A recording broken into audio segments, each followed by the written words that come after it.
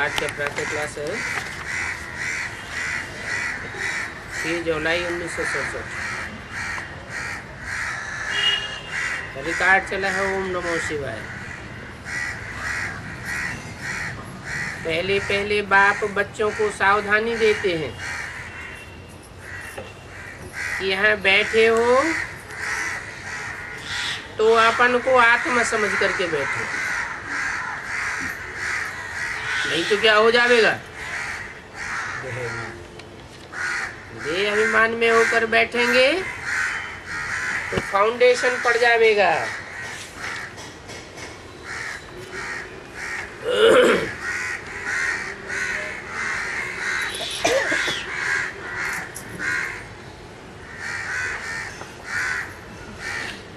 देह अभिमान में बैठेंगे तो फाउंडेशन पड़ेगा इस बात का कि बाप के सामने होते हुए भी आत्मिक स्टेज नहीं बनी। बाप जब आते हैं तो कौन आत्मिक स्टेज में स्थिर होते हैं और कौन आत्मिक स्टेज में स्थिर नहीं हो पाते। बाप कहते हैं मैं अपने बच्चों से ही बात करता हूँ। बाप किसका बाप है? आत्माओं का बाप है। माना बाप के सामने आने से ही आत्मिक स्थिति आ जानी चाहिए। सामने आने के बावजूद भी आत्मिक स्थिति नहीं आती तो आत्माभिमानी नहीं हुए तो देह अभिमानी दैत्य साबित हो जाएंगे। ये फाउंडेशन की बेला है, इसलिए सावधानी देते हैं। बाप के आगे बैठे हो,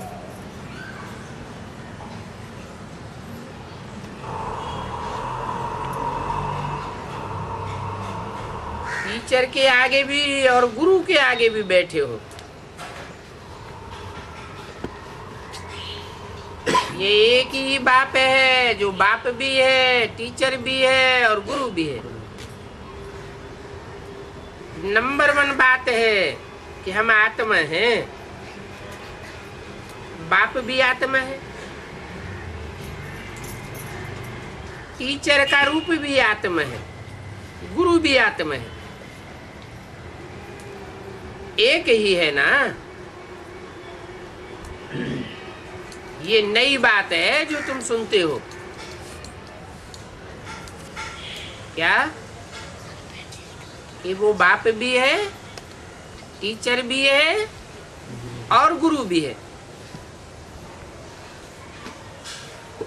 तुम कहेंगे बाबा हम तो कल्प ये सुनते हैं, तो बुद्धि में ये याद भी रहना चाहिए ना कि हमें बाप पढ़ाते हैं। हम आत्माएं इन आर्गन्स द्वारा सुनती हैं। ये ज्ञान तुम बच्चों को यहाँ ही मिलता है और ऊंचे से ऊंचे बाप के द्वारा मिलता है। वो सब आत्माओं का बाप है जो बाप वर्षा देते हैं। क्या ज्ञान देते हैं? सबकी सदगति का ज्ञान देते हैं। सदगति करते हैं ना, सदगति करते हैं माना घर ले जाते हैं। और कितनों को ले जावेंगे ये भी तुम जानते हो। सब आत्माओं को मच्छरों से 10 घर जाना ही है। सतयुग में एक ही धर्म, सुख, शांति, पवित्रता होती है। तुम बच्चों को चित्र पर समझाना बहुत सहज है। बल चित्र न भी हो तो भी तुम समझा सकते हो। स्कूल में नक्शे पर समझाया जाता है ना। इंग्लैंड यहाँ है, फिर वो याद पड़ जाता है। ये भी ऐसे एक एक स्टूडेंट को समझाना होता है। और मैं भाभी एक की है, शिवाय नमः। वो ही ऊंचे से ऊंचे भगवान है।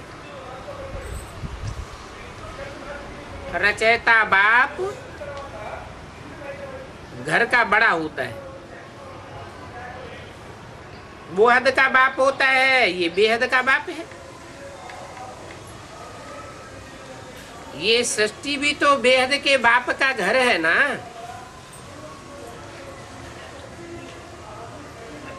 ये तो है सारे बेहद के घर का बाप। और ये फिर टीचर भी है, तुमको पढ़ाते हैं। तो तुम बच्चों को बहुत खुशी होनी चाहिए। तुम तो स्टूडेंट से भी बड़े राइल हो। बाप कहते हैं कि मैं साधारण तन में आता हूं।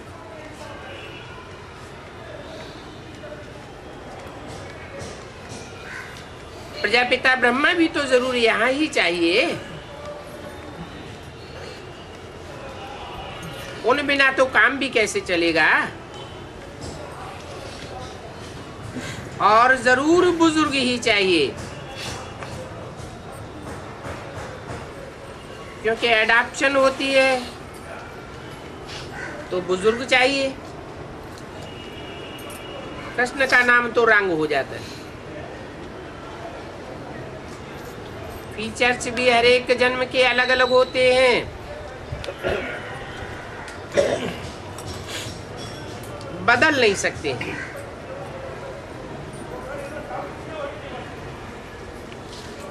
तो बुजुर्ग शिव पिता भी है।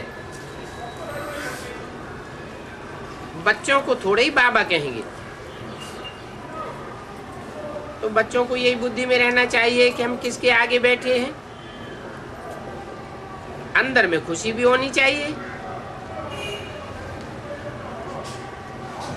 स्टूडेंट्स कहीं पर भी बैठे होंगे तो उनकी बुद्धि में बाप की भी याद आती है, तो टीचर्स की भी याद आती है।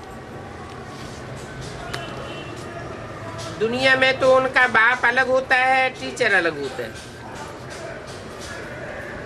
तुम्हारा तो एक ही बाप है, एक ही टीचर है, एक ही गुरु है। और ये ब्रह्मा भी तो स्टूडेंट है, पढ़ रहे हैं। सिर्फ लोन पर शरीर दिया हुआ है और कोई फर्क नहीं है। बाकी तो तुम्हारे मुआफिक ही है। इनकी आत्मा भी वही समझती है जो तुम समझते हो। बलियारी है एक की। उन्हें एक को ही प्रभु ईश्वर कहते हैं, दूसरे कोई देहधारी को नहीं कहा जा सकता। इस ब्रह्मा को भी याद नहीं करना है। ये भी कहते हैं अपन को आत्मा समझो, जो परमात्मा को याद करो।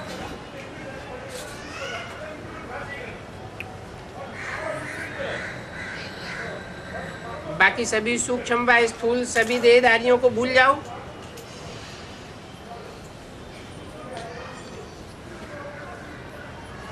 तुम शांति धाम के रहने वाले हो। यहाँ तुम बेहद के पाठधारी हो। ये बातें और कोई भी नहीं जानते। दुनिया भर में किसी को पता नहीं है। यहाँ जो आते हैं वो समझते जाते हैं और बाप की सर्विस में लगते जाते हैं। जो नहीं समझते हैं वो बाप की सर्विस में भी नहीं लगते हैं। निश्चय बुद्धि की निशानी क्या है? जिसको निश्चय होगा कि बाप आया हुआ है तो वो दूसरों की सर्विस किए बगैर रह नहीं सकेगा। तुम ईश्वरीय खिदमतगार ठहरे ना। बाप भी आए हैं खिदमत करने के लिए। पतितों को पावन बनाने की खिदमत करते हैं। राज्य गंवाया है फिर जब अभी दुखी हुए हैं तो फिर बाप को बुलाया है,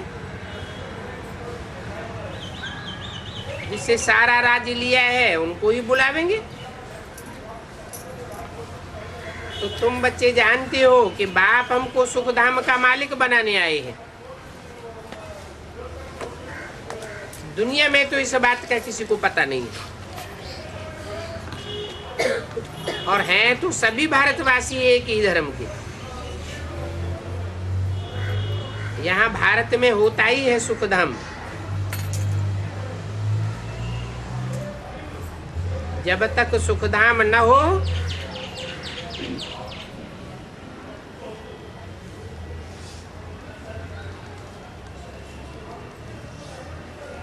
तो बाप के आने का फायदा ही क्या।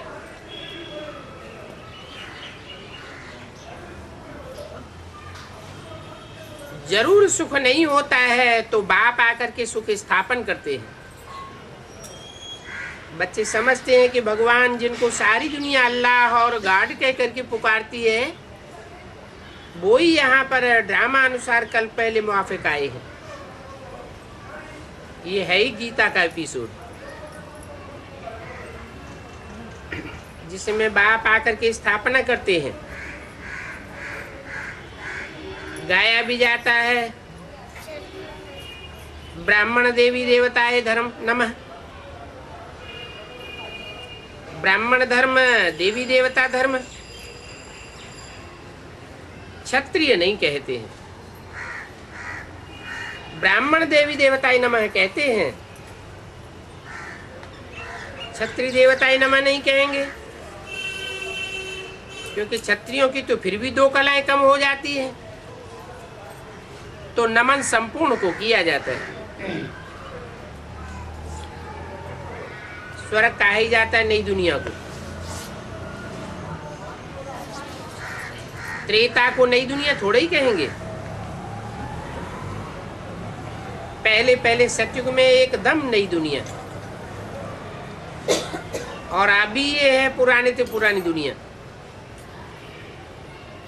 अभी फिर ये नई दुनिया बन जाएगी। तो अभी हम नई दुनिया में जाते हैं। अभी तो बच्चे कहते हैं हम नर से नारायण बनते हैं, और कथा भी हम सत्यनारायण की सुनते हैं। एक की ही कथा गाई हुई है। अनेक देवी देवताओं की कथा तो नहीं है। 6-7-67 की वाणी का दूसरा पेज। राम की कथा तो दुर्दशा की लिख दी है। तो देखो, राम कोई नहीं बनना चाहेगा।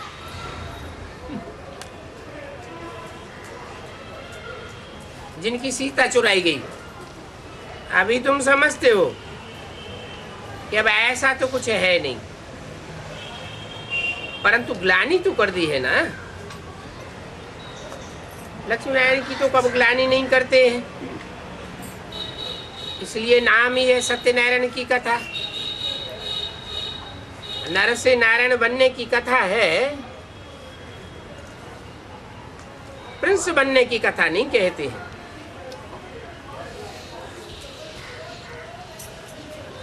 ये ब्रह्मा क्या बनेंगे? नर से प्रिंस बनेंगे, और तुम नर से नारायण बनते हो। तो सत्यनारायण की कथा है, परंतु मनुष्य समझ नहीं सकते हैं। वो मनुष्य नारायण को अलग समझते हैं, कृष्ण को अलग समझते हैं। परंतु नारायण की कोई जीवन कहानी तो है नहीं। ज्ञान की बातें तो बहुत है ना, इसलिए 7 रोज दिए जाते हैं। रोज भट्ठी में रहना पड़े, परंतु ऐसे भी नहीं यहाँ आकर के भट्ठी में बैठ जाना है। ऐसे तो फिर भट्ठी का बहाना करके बहुत देर आ जाएंगे। पढ़ाई सवेरे और शाम की होती है। दोपहर में वायुमंडल ठीक नहीं होता है, रात्रि का भी 10 से 12 तक का बिल्कुल खराब समय होता है। उसी समय जैसे कि विषय वैतरणी बहती रहती है।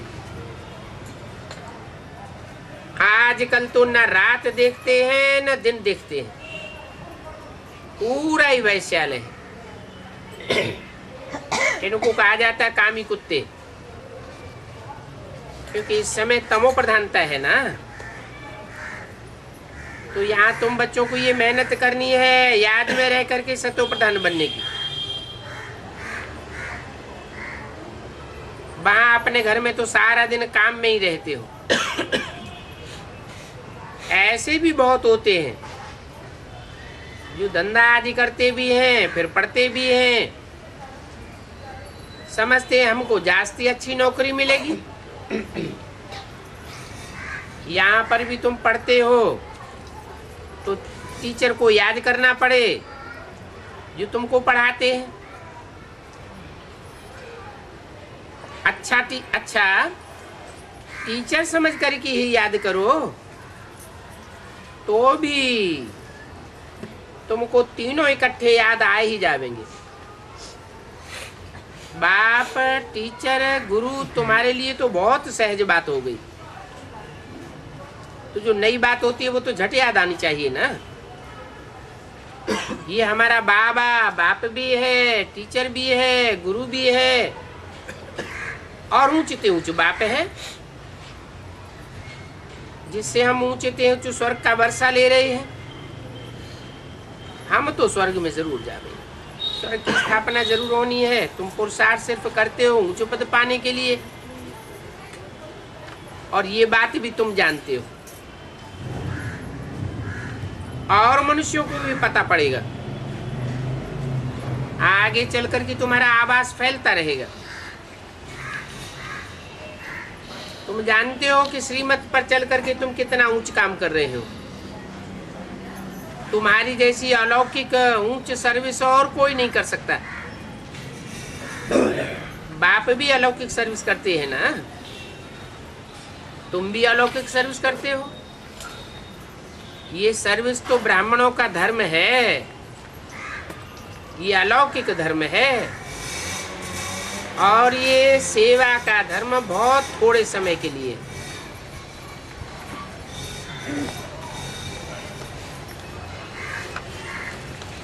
तुम भी एक अलौकिक सेवाधारी हो, नंबरवार पुरुषार्थ अनुसार हो। तुम अलौकिक काम करते हो जो दुनिया भी कोई मनुष्य दूसरा कर नहीं सके। तुम ब्राह्मण धर्म वाले ही ऐसा काम करते हो। जो ब्रह्मा की औलाद नहीं बने हैं वो तो ऐसा काम कर भी नहीं सके। तो इसी काम में लग जाना चाहिए, इसमें ही बिजी रहना चाहिए। तुम जानते हो बाप भी तो बिजी रहते हैं, और तुम राजधानी भी स्थापन कर रहे हो। वो तो पंचायत मिलकर के सिर्फ पालना करती है। वो पंचायती राज्य में कोई राजधानी स्थापन नहीं हो पाती। यहाँ तो तुम गुप्त वेश में क्या क्या कर रहे हो। तुम हो incognito unknown warriors, non violence हो। इसका भी अर्थ कोई समझते नहीं है। तुम डबल अहिंसक हो। सबसे बड़ी हिंसा तो ये विकार की है जो बहुत पतित बनाती है। क्रोध से कोई पतित नहीं बनते हैं, काम विकार से पतित बनते हैं। इनको ही जीतना है। भगवान वाच है काम महाशत्रु है। इसको जीत लेने से तुम जगत जीत बन जावेंगे। मनुष्य इन बातों को नहीं समझ सकते कि कैसे काम विकार को जीतने से कोई जगत जीत बन सकता है। ये लक्ष्मी नारायण भी तो जगत जीत है ना। ये जगत जीत कैसे बने? इन्होंने अपनी कामेंद्रियों को जीता है।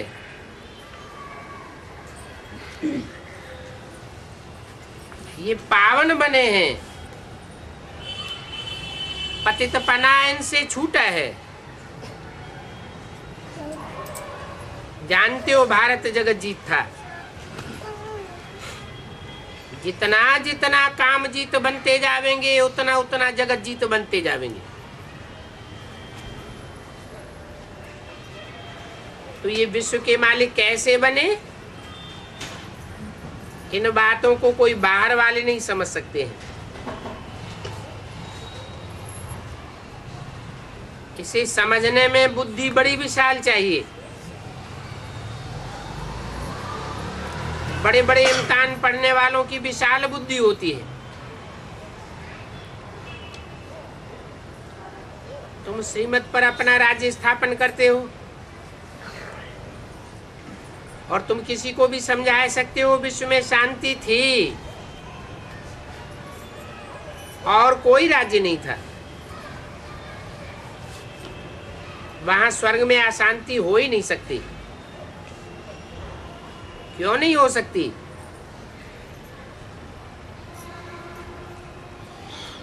क्योंकि वहां सब स्थिति में स्थित होने वाले होते हैं। इसलिए बहस्त को कहते ही हैं गार्डन ऑफ अल्लाह।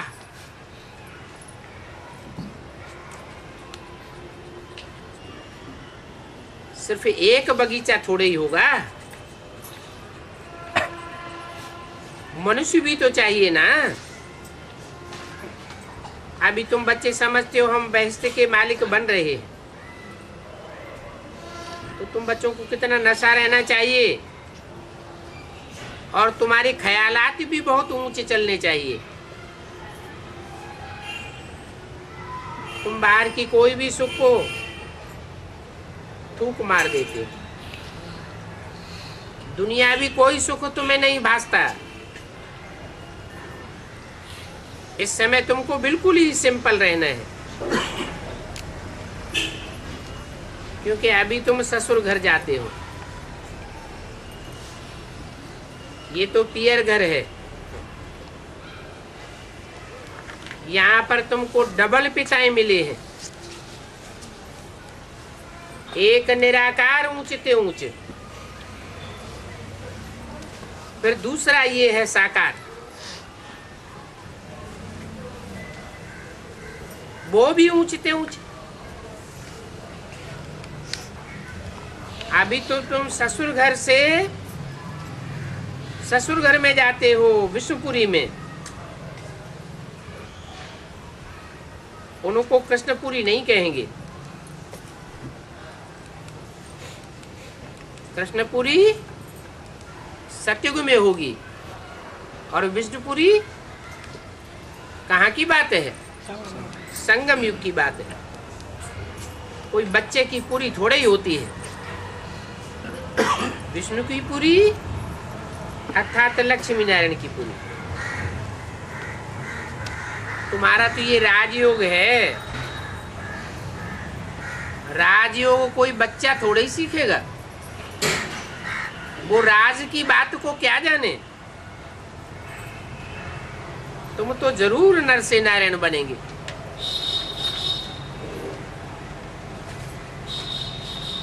बाप कहते हैं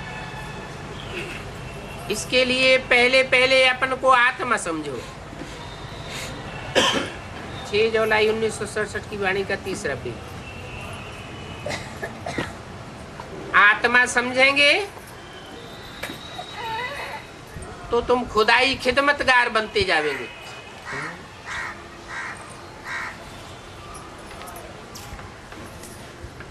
कम से कम अपन को आत्माभिमानी जरूर बनाना है। तो कर्मातीत अवस्था भी बनेगी। नर से नारायण बनना है तो कर्मातीत अवस्था जरूर चाहिए। कोई भी कर्मों का बंधन अगर रह गया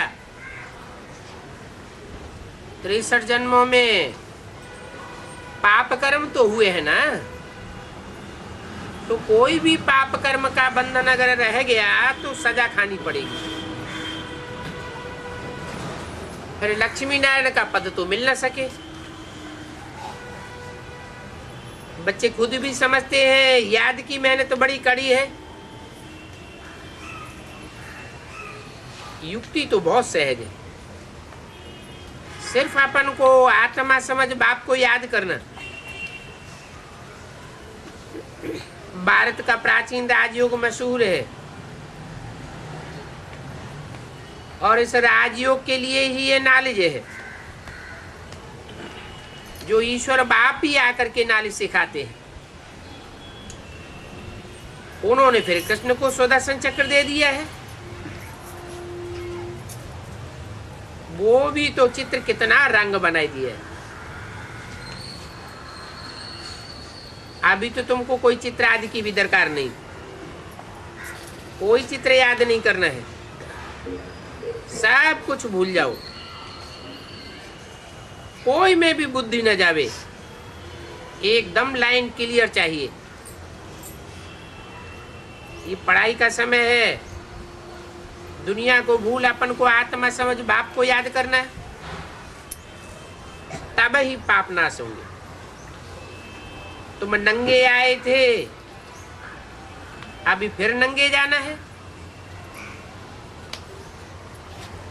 नंगा समझना अर्थात आत्मा समझना। अगर आत्मा अभिमानी न बने तो फिर देह का जन्म लेना पड़ेगा। बाप कहते हैं पहले पहले तो तुम ही नंगे आए थे और धर्म की आत्माएं तो बाद में आई थी। फिर तुमको ही पहले जाना है, तो तुम ऑलराउंडर हो। वो तो हद के एक्टर्स होते हैं और तुम हो बेहद के एक्टर्स। अभी तुम समझते हो हमने अनेक अनेक अनेक बार पार्ट बजाया है, अनेक बार तुम बेहद के मालिक बनते हो। इस बेहद के नाटक के अंदर फिर छोटे छोटे नाटक भी अनेकों बार चलते रहते हैं। सतयुग से कलयुग तक जो कुछ भी हुआ है वो रिपीट होता रहता है। ऊपर से लेकर के अंत तक तुम्हारी बुद्धि में ये बातें हैं। मूल वतन, सूक्ष्म वतन और सृष्टि का ये चक्र, और बस और किसी धर्म से तुम्हारा काम नहीं है। तुम्हारा धर्म तो बहुत सुख देने वाला है। क्यों? तुम्हारे धर्म में क्या खासियत है? जो तुम्हारा धर्म ही सुख देने वाला है, औरों का धर्म इतना सुख देने वाला नहीं है, क्योंकि तुम ही सुखदाता के बच्चे हो। और जो भी धर्म पिताएं हैं वो सदा के सुखदाता नहीं हैं। और धर्मों की धारणाएं इतनी ऊंची नहीं है। ऐसे तो हरेक अपने अपने धर्म को जानते हैं। यहाँ तो बाप बच्चों को ही सुनाते हैं और धर्म वालों को थोड़े ही सुनावेंगे। उनका जब समय होगा तो वो आपे ही आवेंगे। नंबरवार जैसे जैसे आते हैं वैसे ही फिर जाएंगे। तो हम और धर्मों का क्या वर्णन करेंगे? तुमको तो सिर्फ एक बाप को याद करना है। सबके चित्र आदि भूल करके एक बाप को याद करना। इन ब्रह्मा विष्णु शंकर को भी याद नहीं करना है, सिर्फ एक को याद करो। वो तो समझते हैं कि परमात्मा लिंग है। वो माना कौन?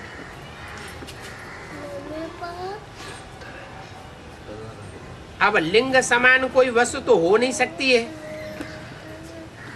अगर लिंग हो तो फिर ज्ञान कैसे सुनावेगा?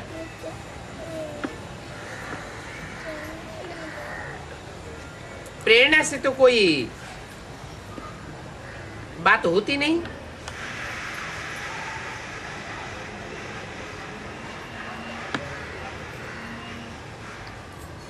लाउड स्पीकर रखा जाता है जिससे दूर दूर तक सुनाई देता है। प्रेरणा से तो कुछ नहीं होता।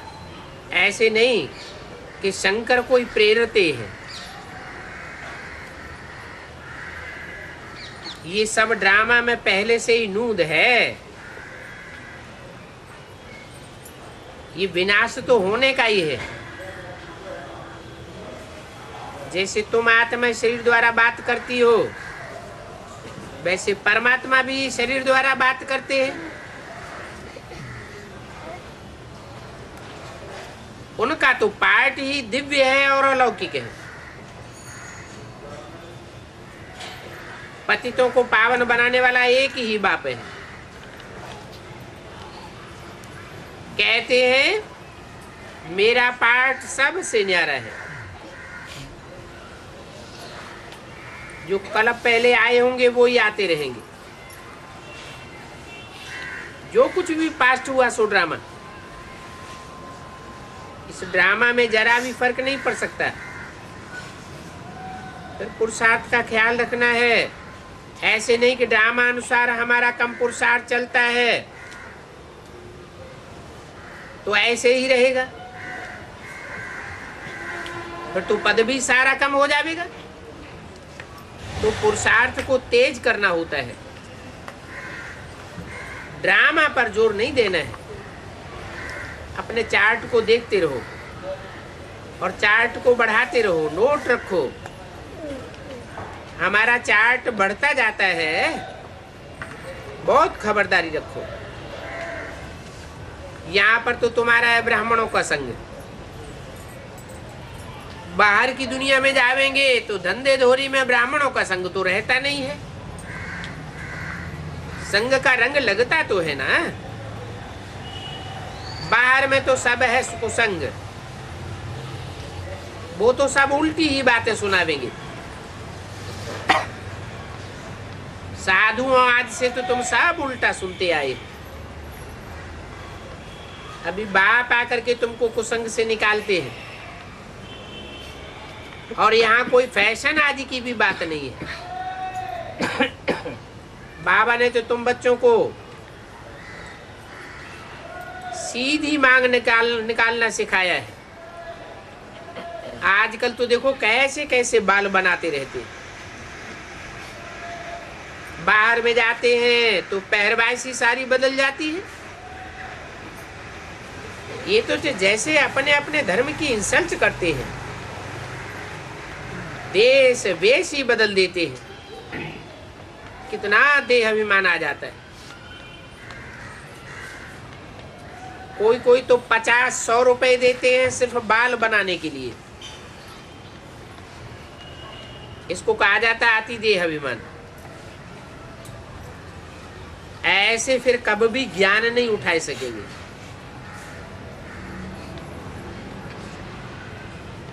बाबा तो कहते हैं बिल्कुल सिंपल बनो।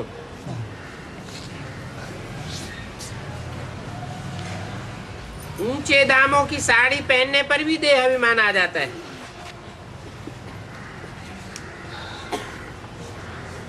हमको तो फुल वाइल की साड़ी पड़ी हुई है, ऐसे देवान से बोलते हैं।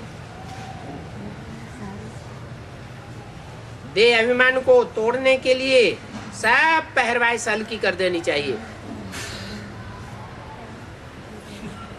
अच्छी चीज बहुत देहवान बढ़ाती है।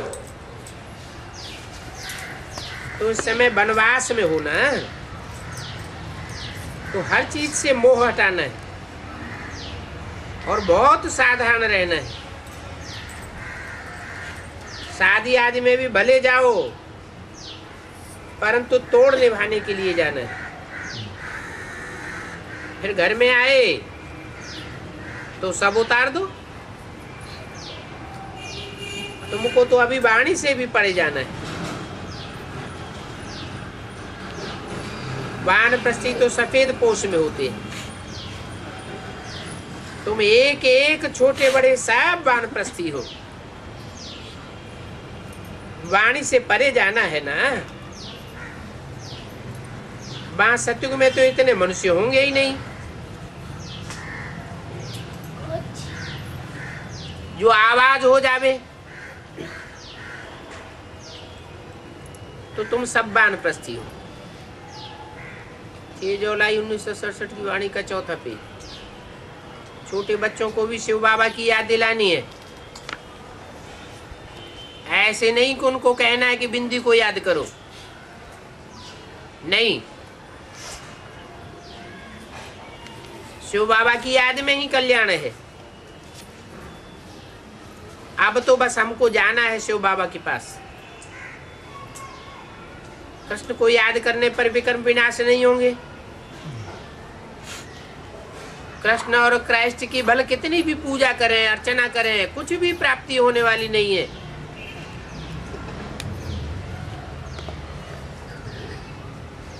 छोटे छोटे बच्चे भी शिव बाबा कहते रहते हैं, तो उनको यही आदत डालनी चाहिए। उन बच्चों को भी अच्छा लगेगा, क्योंकि बहुत बच्चे हैं जो यहाँ से ही गए हुए हैं शरीर छोड़ करके। तो बाप बच्चों को कहते रहते हैं कैसे भी हो देह अभिमान को तो जरूर छोड़ना है। कोई भी चीज का ममत्व न रहे।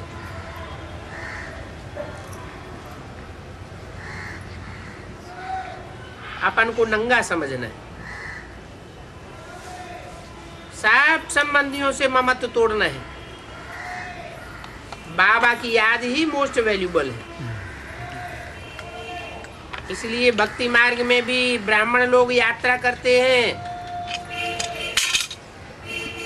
तुम भी यात्रा पर हो। तुम्हारी याद की यात्रा है। वो यात्राएं तो बहुत प्रकार की होती है। चारों धामों में कितने मंदिरों में जाते हैं, जहां तहां माथा टेकते रहते हैं, पैसे रखते रहते हैं। यहाँ पर तो वो बातें नहीं है। तुम बच्चों को बड़ी खुशी में रहना चाहिए कि बाबा ने हमको सब धक्कों से छुड़ाई दिया। तुम बहुत हाईएस्ट स्टूडेंट हो, क्योंकि भगवान तुमको पढ़ाते हैं। तो ये भी मनमाना भव हुआ। हम स्टूडेंट्स हैं, ये बात भी बच्चे भूल जाते हैं। कोई शादी किए हुए हैं फिर भी पढ़ते हैं, टीचर को याद करते हैं। उनको भी होना रहता है कि हम उन्नति को पावे। तुमको तो बहुत उन्नति को पाना है। जास्ती हवस की दरकार नहीं है। ये सब कुछ खलास होने वाला है। इससे पहले अपन को पावन तो बनाए लेवे। सिर्फ पैसे देने से भी कुछ नहीं होता है।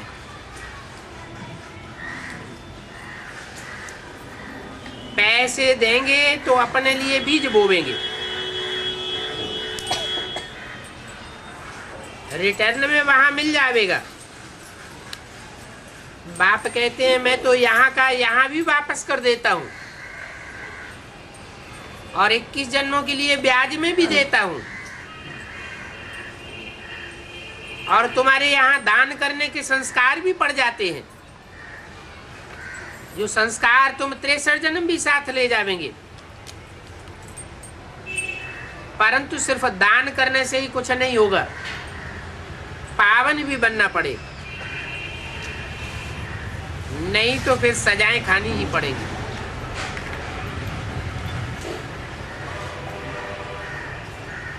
ट्रिब्यूनल में तो बाप भी बैठेंगे ना।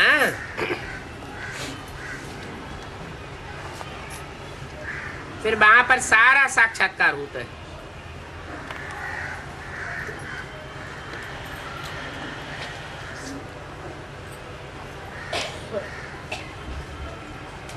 धर्मराज भी है,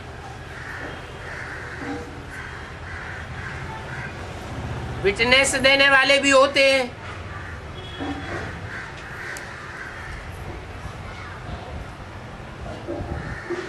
नहीं तो फिर केस कैसे चलेगा?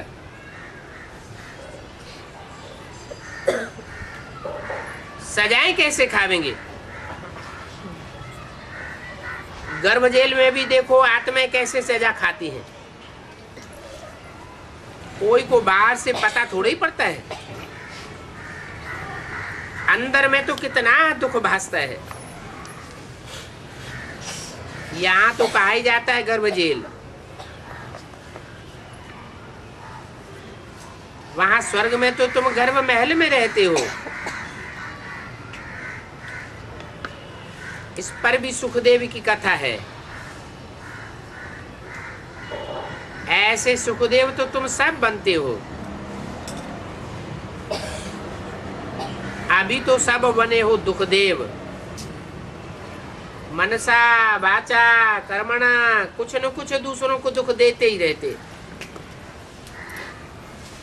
वास्तव में सुख देने वाले को देव कहा जाता है,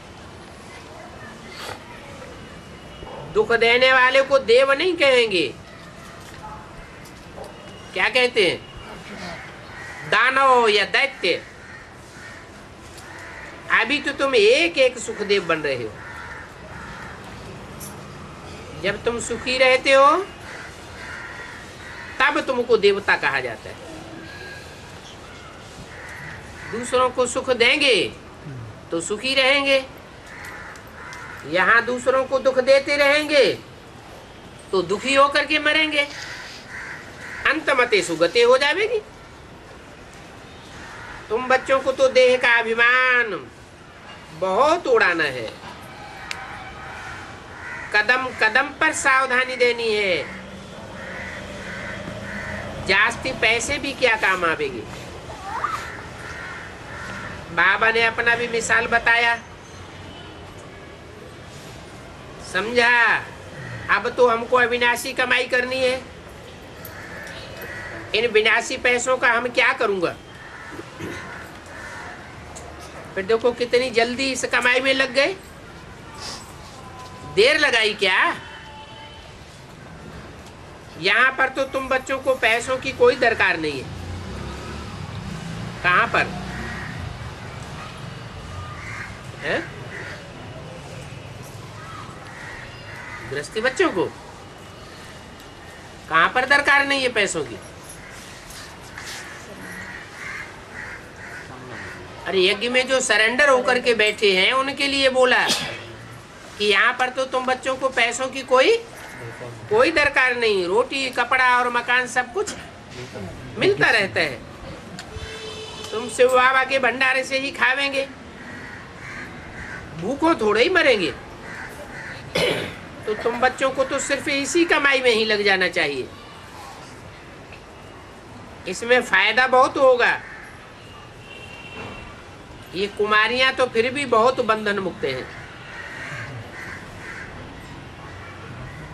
शादी की, बच्चे पैदा किए तो फिर विकार में भी गए, तो फिर उन सब संबंधियों की याद की रग पड़ती जाती है। यहाँ पर तो रहने वालों को सब याद मिटानी है।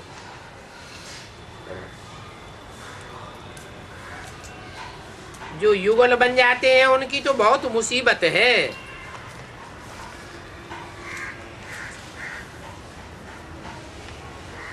दूसरे की भी याद नए सिरे खड़ी हो जाती है तो उसको भी मिटाना पड़े। इसलिए कहते हैं कि कुमारियों के लिए तो बहुत अच्छा है। तुमको तो अविनाशी सर्जन मिला हुआ है। वो तुमको एवर हेल्दी एवर वेल्दी बनने की युक्ति बतावेंगे।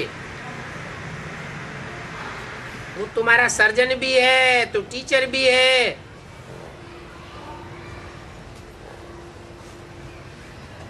आत्मा को इंजेक्शन लगता है जिससे वो एवर हेल्दी बनती है। तो सिर्फ बाप को याद करना है। और ये बाप आत्माओं को ही इंजेक्शन लगाते हैं। कौन सा इंजेक्शन है?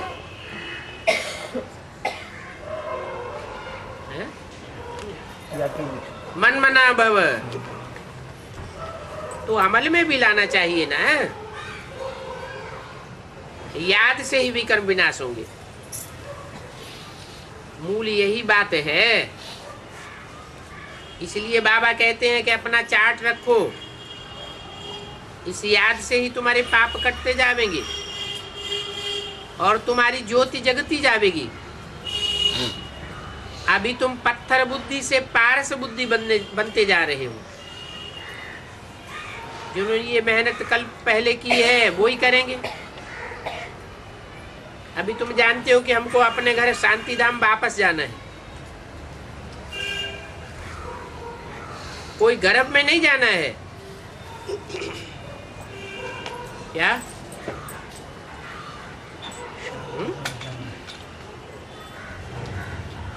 कौन जानते हो? किनके लिए बोला? जो भी सूर्यवंशी असल है और सूर्य असल चंद्रवंशी बच्चे हैं। ब्रह्मा सरस्वती विसल चंद्रवंशी और सूर्यवंशी बच्चे, उनके लिए बोला। क्या अभी तुमको कोई गर्भ जेल में नहीं जाना है? तुम जानते हो हमें तो घर अपने वापस परमधाम जाना है। मनुष्य समझते एक शरीर छोड़ करके फिर हम दूसरा लेवेंगे। तुम तो अब समझते हो कि हम तो सीधे घर चले जाएंगे। यहाँ तो देखो एक ही घर में अनेक मतें हो जाती हैं। वो हंस वो बगुले, फिर कितने झगड़े हो पड़ते हैं। ये भी नथिंग न्यू। ये सब कल पहले भी हुआ था और अभी भी हो रहा है। पति के लिए संगम युग है तो स्त्री के लिए कलयुग है। यही लगा रहता है। परंतु तुम अच्छी तरह जानते हो कि ये समय है ही इस कमाई का।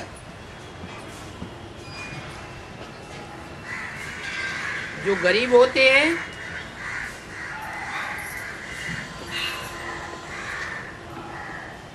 वो तो सब कुछ दान में दे लेते हैं। तुमको तो पुरुषार्थ उस कमाई का करना है। अच्छा, बच्चों को ओम शांति।